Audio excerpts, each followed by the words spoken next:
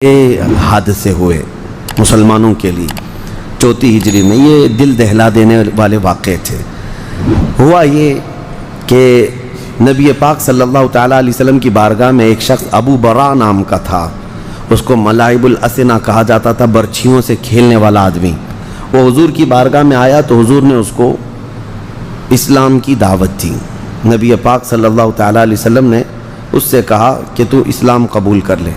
اس نے کہا نہیں، آپ اپنے کچھ صحابہ کو ہمارے علاقے بھیج دیجئے، اگر ان کی دعوت پر سارے قبائل اسلام قبول کر لیں تو اچھا ہو جائے گا۔ حضور صلی اللہ تعالیٰ علیہ وسلم نے اس وقت حضرت حرام بن ملحان ایک صحابی ہیں، ان کی معیت میں 70 قاری قرآن تھے جو بہترین، ان کو بھیجا تو یہ لوگ نکل کر گئے۔ ابو برا سے حضور نے فرمایا تھا کہ مجھے تمہارے نجد کا تھا، وہ آج جس کو ریاض کہتے ہیں، ریاض کا علاقہ، یہ پورا علاقہ نجد کہلاتا، وہاں سے حضور نے فرمایا وہاں کے لوگوں پر مجھے اعتماد نہیں ہے، وہ نقصان پہنچانے والے ہیں۔ تو ابو برا نے کہا تھا میں آپ کے صحابہ کی جان مال کا حفاظت کا ضامن ہوں۔ حضور نے بھیج دیا۔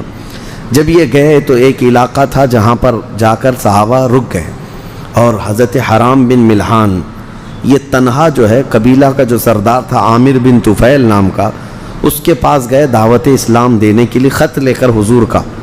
اس نے نہ خط دیکھا نہ پیغام سنا، اپنے قاصد کو حکم دیا اور دربار میں ہی حضرت حرام بن ملحان کو قتل کر دیا۔ اب یہ جو 70 صحابہ گئے تھے، یہ جب نہیں آئے، واپس نہیں آ سکے، تو پھر دیر ہو گئی، تو یہ صحابہ اکرام نے سوچا کہ شاید کچھ ہو گیا ہوگا۔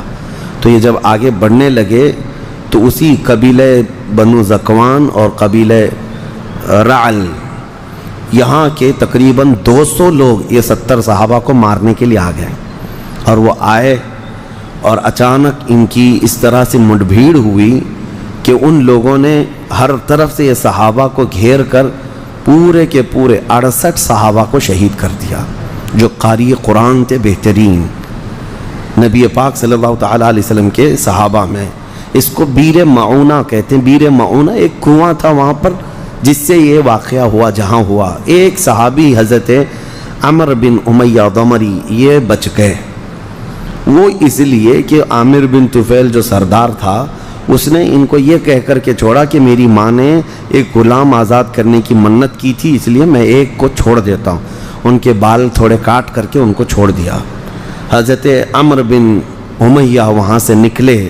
اب واقعہ ایسا ہوا کہ 68 صحابہ اور ایک وہ 69، حضرت حرام بن ملحان جو وہاں قتل ہوئے، 70 میں سے 69 شہید ہو گئے، ایک باقی تھے۔ یہ جب واپس آ رہے مدینے تو ایک درخت کے نیچے انہوں نے پناہ لی، وہاں 2 کافر سوئے ہوئے تھے، اور ان دونوں کافروں کو انہوں نے کاٹ دیا۔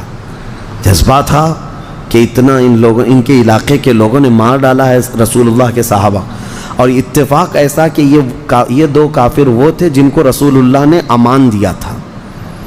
جان کی امان دینا اس زمانے میں ایک بڑا مسئلہ ہوا کرتا تھا، پھر اس کو کوئی ہاتھ نہیں لگاتا، اور ان کو یہ قتل کر کے آ گئے تھے، اور حضرت عمر بن امیہ کو یہ معلوم نہیں تھا۔